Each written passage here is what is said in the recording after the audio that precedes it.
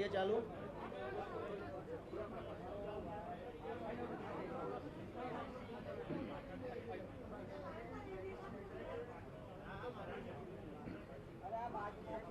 આજની આ ઐતિહાસિક પ્રેસ વાર્તામાં ઉપસ્થિત સૌ પ્રિન્ટ, ઇલેક્ટ્રોનિક અને ઇન્ડિપેન્ડન્ટ મીડિયાના સાથીઓનું હું સ્વાગત કરું છું.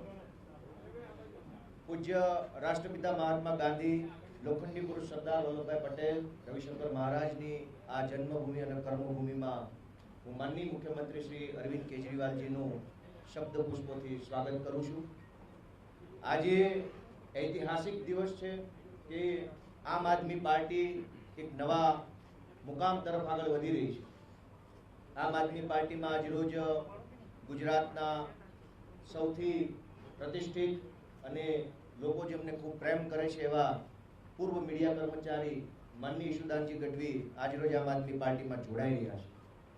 ઈશુદાનજી જે મીડિયા છે તેમાં રહીને એક વિપક્ષ તરીકેની મજબૂત ભૂમિકા નિભાવવાનું કામ કર્યું છે. ચાહે વેપારીઓના પ્રશ્નો હોય, ખેડૂતોના હોય, વિદ્યાર્થીઓના હોય, વાલીના હોય, બેરોજગારોના હોય, આઉટસોર્સ કોન્ટ્રાક્ટ કર્મચારીઓના હોય કે કોઈ પણ પ્રશ્ન હોય, આ તમામ પ્રશ્નોને મજબૂત વાચા આપવાનું, સરકારના બહેરા કાન સુધી પહોંચાડવાનું, નિડરતા ભર્યું અને લોકતંત્રને બચાવવાનું કામ માનનીય ઈશુદાનભાઈએ કર્યું છે.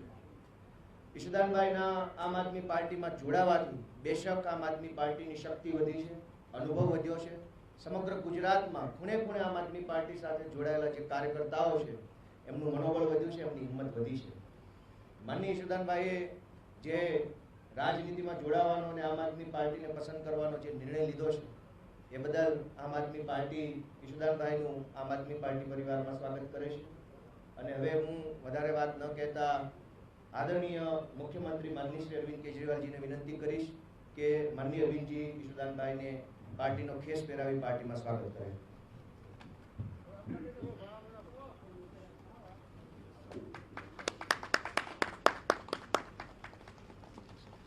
स्वागत है आपका. Thank you. Welcome to the party. Thank you.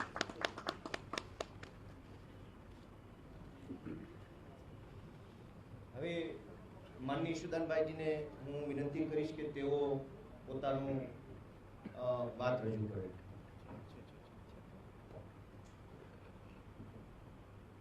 जय माता दी, जय श्री कृष्ण.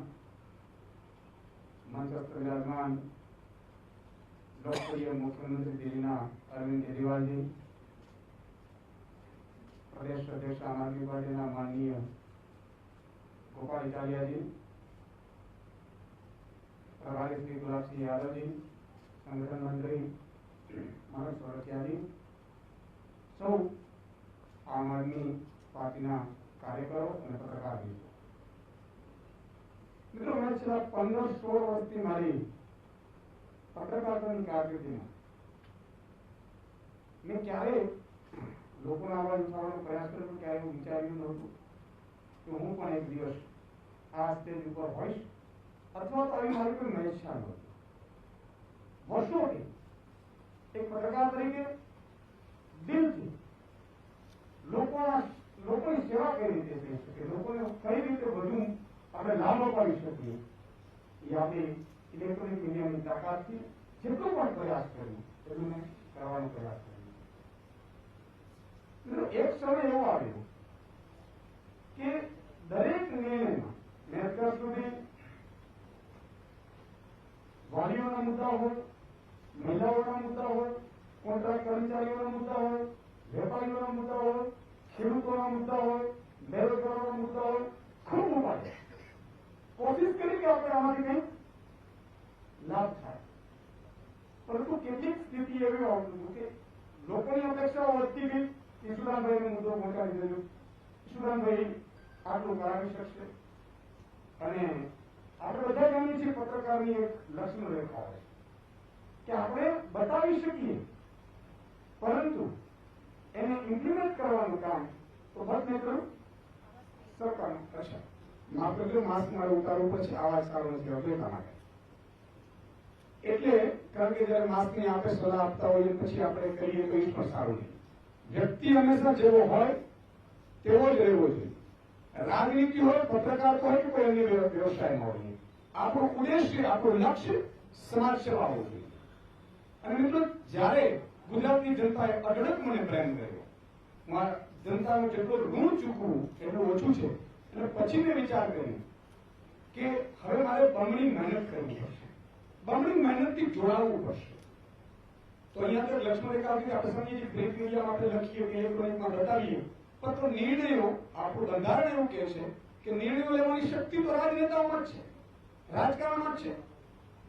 પ્રજાને સુખાકારી આપવાના નિર્ણયો એ હંમેશા એ રાજનીતિ અથવા તો રાજકારણ અથવા તો એક બંધારણ રીતે હોદ્દા તરીકે પદાધિકારીઓ અધિકારીઓ છે એની જવાબદારી છે. ભ્રષ્ટાચાર મુક્ત ગુજરાત બનાવવાની આપણે મુહિમ છે, ખૂબ સહયોગ મળ્યો, પણ અલ્ટિમેટલી વસ્તુ આવી ત્યાં ઉભી રહેતી હતી કે થતું હતું એટલું થતું હતું, પણ પછી આવાજ નહોતું પાછું.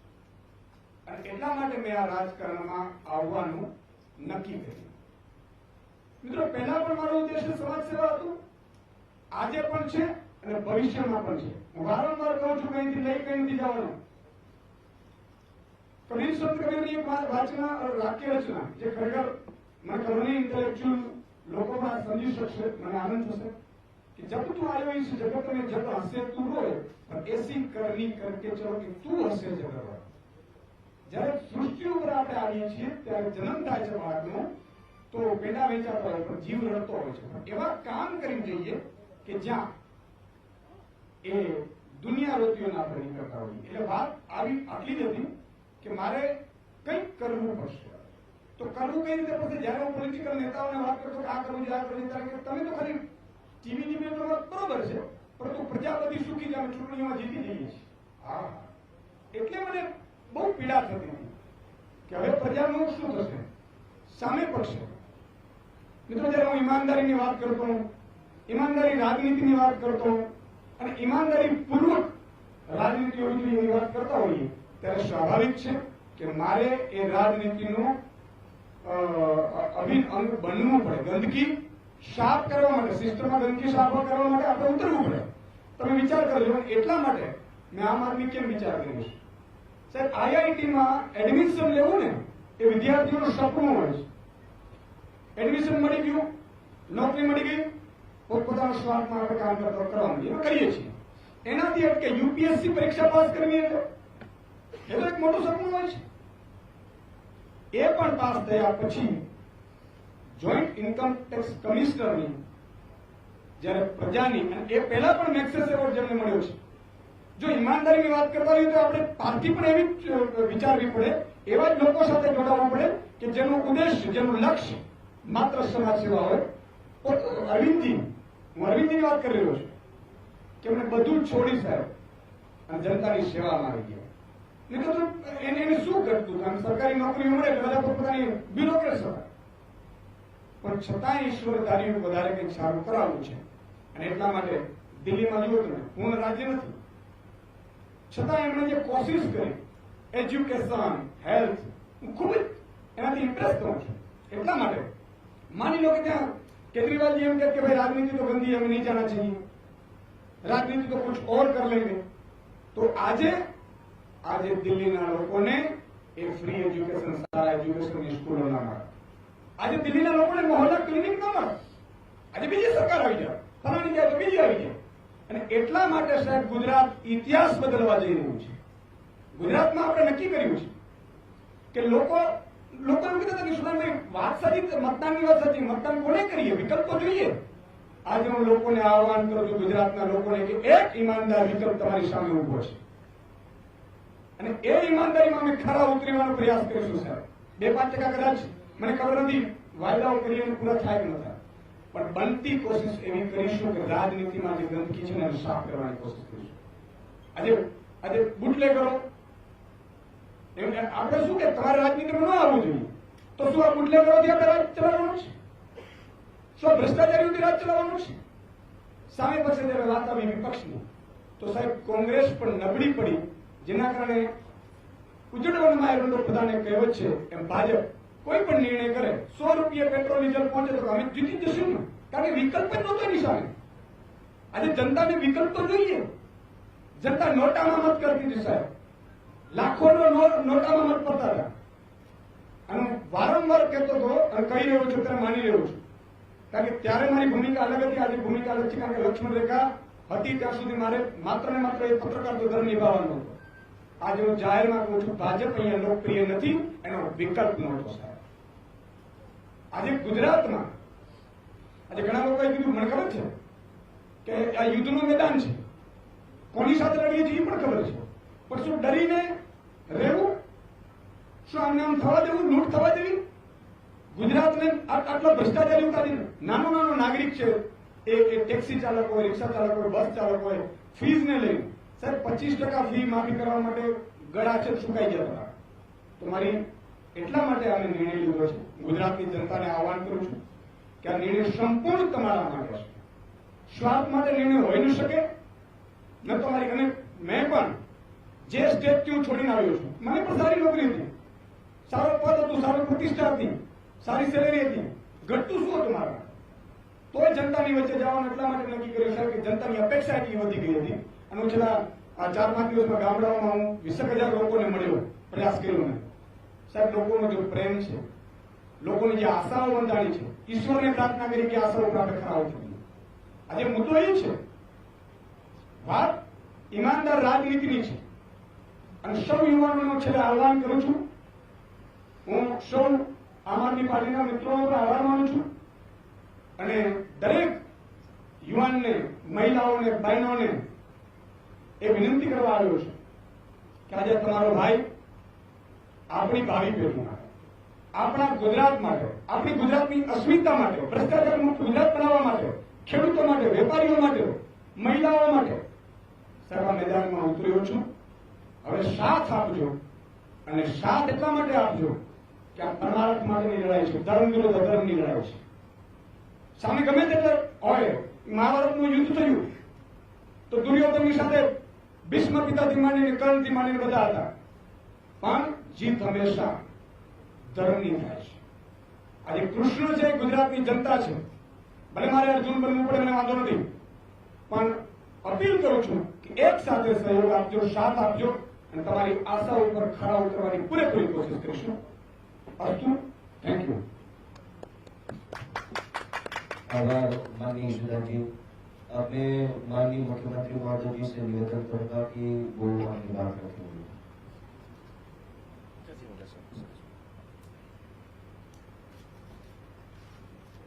आप सब लोगों को मेरा नमस्कार.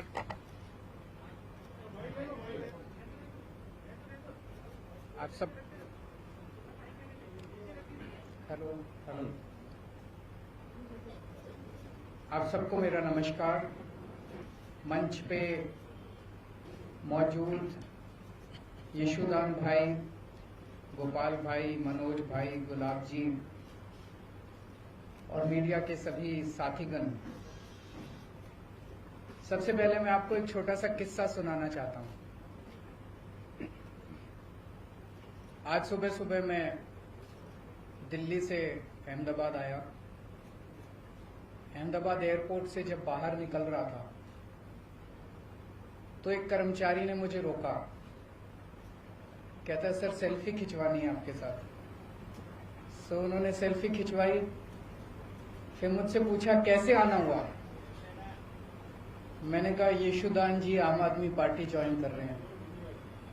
कहता है अच्छा. वो कहता है यशुदान तो गुजरात का केजरीवाल है. तो यशुदान जी, गुजरात की जनता आपको बहुत प्यार करती है, आपको हीरो के रूप में देखती है. गुजरात के लोगों ने आजादी के लड़ाई में बहुत अहम भूमिका निभाई. देश के सबसे बड़े नेता गुजरात की धरती ने दिए, और केवल नेता नहीं दिए, आम लोगों ने भी आजादी की लड़ाई में बड़ी बड़ी शहादतें और कुर्बानियां दी. देश आजाद हुआ, पूरा देश रियासतों में बटा हुआ था. फिर सरदार पटेल ने बीड़ा उठाया कि देश को एक करना है. रात दिन 24 घंटे मेहनत करके उन्होंने पूरे देश को इकट्ठा किया। उसके बाद क्या हुआ? पिछले 75 साल अधिकांश कांग्रेस और बीजेपी की सत्ता की कहानी है, और आज गुजरात की जो हालत है वो बीजेपी और कांग्रेस की सरकारों की कारस्तानी है। पिछले 27 साल से गुजरात में एक ही पार्टी की सरकार है, लेकिन पिछले 27 साल इन दोनों पार्टियों के गठजोड़ की कहानी है, दोनों पार्टियों की दोस्ती की कहानी है। कहते हैं, मुझे नहीं पता, आपको तो ज्यादा पता होगा, कि कांग्रेस बीजेपी की जेब में है। जब जब बीजेपी को जरूरत होती है तो माल कांग्रेस सप्लाई करती है। ऐसे कैसे चलेगा? गुजरात के कौन सुध लेगा? आज गुजरात के किसान आत्महत्या कर रहे हैं 75 साल के बाद। गुजरात के सरकारी स्कूलों की बुरी हालत है, गुजरात के सरकारी अस्पतालों की बुरी हालत है, गुजरात के व्यापारी डरे हुए हैं। डरने की क्या जरूरत है? अब तो देश आजाद हो गया, किसी की हिम्मत नहीं है। अभी कुछ साल पहले मेरा एक दौरा लगने वाला था। गुजरात का एक बहुत बड़ा चेंबर ऑफ कॉमर्स है, उन्होंने मुझे इनवाइट किया। ऐन वक्त पे गुजरात के अथॉरिटीज ने उन पे प्रेशर डाल के मेरा दौरा कैंसिल करा दिया। ये क्या बात हुई? गुजरात के व्यापारी डरे हुए, और पिछले 1 साल के अंदर कोरोना काल के दौरान जिस तरह से गुजरात को अनाथ छोड़ दिया गया, ऐसे लगा जैसे गुजरात के लोगों की सुध लेने वाला कोई नहीं है, गुजरात के लोगों का ख्याल रखने वाला कोई नहीं है। ऐसे हालात के अंदर यशोदान गढ़वी जी ने जो निर्णय लिया राजनीति में आने का, मैं यशोदान जी को तहे दिल से बहुत बहुत बधाई देता हूं। उनको क्या जरूरत पड़ी थी? जब किसी का कैरियर खत्म हो जाता है, जब किसी को कोई पूछने वाला नहीं होता, तब अगर कोई छोड़ छाड़ के राजनीति में आए तो समझ में आता है। लेकिन अगर कोई अपनी कैरियर की पीक पे अपने कैरियर को लात मार के राजनीति के अंदर आए तो वो गुजरात की जनता के लिए आ रहा है। पिछले कुछ सालों से यशोदान जी अपने टीवी चैनल के और अपने कार्यक्रम के जरिए एक एक आम गुजराती की आवाज बने हुए थे, उनकी आवाज उठाते थे। लोग उनके साथ अपने आप को रिलेट करते हैं। आज गुजरात का हर व्यक्ति यशोदान जी के साथ रिलेट करता है। लोगों को लगता है कि वो हमारी आवाज उठा रहे हैं, लेकिन सिस्टम के बाहर रह के आवाज उठा के समस्याओं का समाधान करवाने की अपनी एक सीमा है। सिस्टम के बाहर रह के हम नुक्स निकाल सकते हैं, शोर कर सकते हैं, आंदोलन कर सकते हैं, टीवी के ऊपर आवाज उठा सकते हैं, डिबेट कर सकते हैं, न्यूज में दिखा सकते हैं। लेकिन अगर सामने वाली सारी पार्टियां मिली हुई हों और उनको सुनने की जरूरत ही नहीं है, अगर सामने वाली पार्टियां कहे जो करना है कर लो, हमें तो कोई परवाह नहीं है, तुम जितनी आवाज उठानी है उठा लो, हमें तो कोई परवाह नहीं है, चुनाव का नतीजा तो पता ही है, हमें तो जीतना ही है, तो फिर क्या करेगा कोई आदमी? तो इन्होंने तय किया कि अब सिस्टम के अंदर जाके, कीचड़ के अंदर उतर के कीचड़ को साफ करना पड़ेगा। मैं समझता हूं कि ये इनका बहुत बड़ा त्याग है। ये छोटी बात नहीं है कि अपने कैरियर के पीक के ऊपर, कैरियर के टॉप के ऊपर जब कोई आदमी बैठा और वो अपनी कैरियर को लात मार के अगर वो राजनीति में आया है, तो मैं समझता हूं कि उन्होंने बहुत बड़ा त्याग किया है। मैं इनको बहुत बहुत बधाई देना चाहता हूं, इनके त्याग को सलाम करता हूं और मैं समझता हूं कि जो आम गुजराती आज विकल्पहीन हो गया था, उसे लगता था कि विकल्प ही नहीं बचा गुजरात की राजनीति के अंदर, ये दोनों तो एक ही हैं, इनको वोट देना है, इनको वोट देना है, कोई फर्क नहीं पड़ता है, एक ही हैं ये दोनों। आज उनको एक सार्थक विकल्प मिला है। गुजरात के अंदर बैठा हुआ भी हर आदमी देख रहा है कि अगर दिल्ली के अंदर बिजली मुफ्त हो सकती है, 24 घंटे बिजली हो सकती है, तो गुजरात के अंदर बिजली इतनी महंगी क्यों है? गुजरात के अंदर बैठा हुआ आदमी देख रहा है कि अगर दिल्ली के अस्पताल 5 साल के अंदर इतने अच्छे हो सकते हैं, दिल्ली के स्कूल 5 साल के अंदर इतने अच्छे हो सकते हैं, तो 70 साल के अंदर गुजरात के स्कूल और अस्पताल अच्छे क्यों नहीं हुए? अब होंगे, अब बदलेगा गुजरात। अब यशोदान भाई ने जो बीड़ा उठाया है, मैं भगवान से प्रार्थना करता हूं, आज हम सब लोग मंदिर में बैठे हुए हैं, पवित्र स्थान पे बैठे हुए हैं, मैं भगवान से प्रार्थना करता हूं कि जो सपना, गुजरात के लोगों का सपना पूरा करने का जो यशोदान भाई ने संकल्प उठाया है, वो यशोदान भाई, गोपाल इटालिया जी, मनोज भाई, इनकी पूरी टीम गुजरात के 6 करोड़ लोगों के साथ मिलके, अब सब मिलके गुजरात को बदलेंगे। बहुत बहुत शुक्रिया।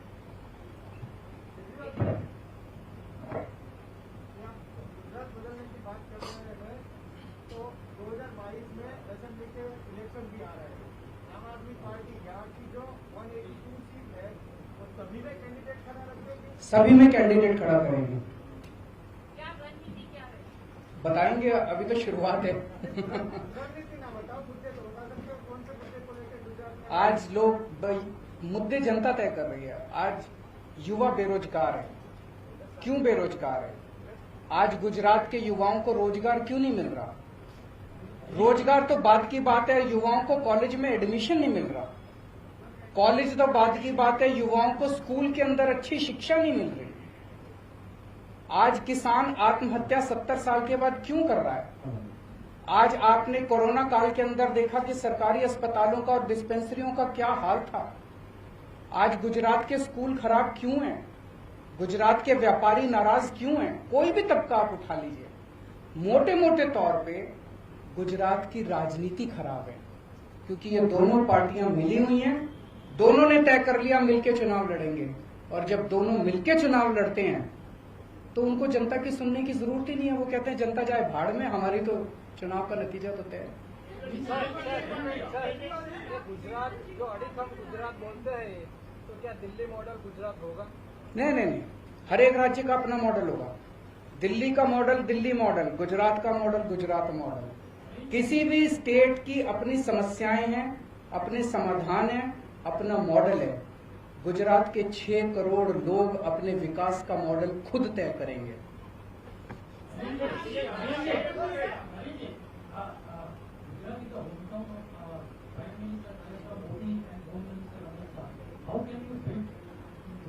How can you? देखिए, मैं किसी इस वक्त नेता या उसके किसी का खिलाफत करने के लिए यहाँ नहीं आया। मैंने जनता के मुद्दों की बात की है। उन जनता, क्या आप मानते हैं कि आज गुजरात के युवा बेरोजगार हैं? आप मानते हैं? क्या आप मानते हैं कि अस्पतालों को सुधारने की जरूरत है? आप मानते हैं? क्या आप मानते हैं कि किसान आत्महत्या कर रहे हैं? आप मानते हैं?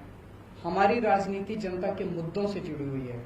हम किसी नेता के खिलाफ नहीं है, हम किसी पार्टी के खिलाफ नहीं है, हम जनता के विकास के लिए काम कर रहे हैं, हम भ्रष्टाचार के खिलाफ हैं।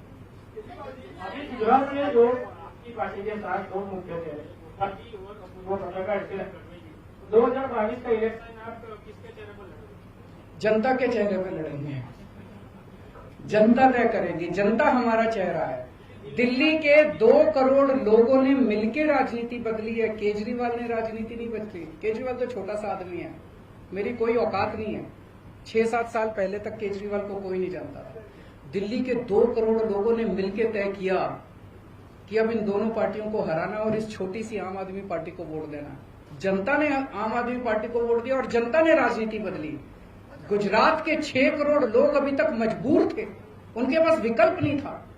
गुजरात के लोगों को तय करना है अब कि हमें राजनीति बदलनी है कि नहीं बदलनी। Thank you, thank you, thank you.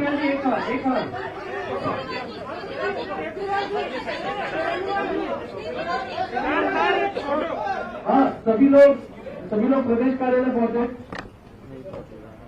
सभी लोग प्रदेश कार्यालय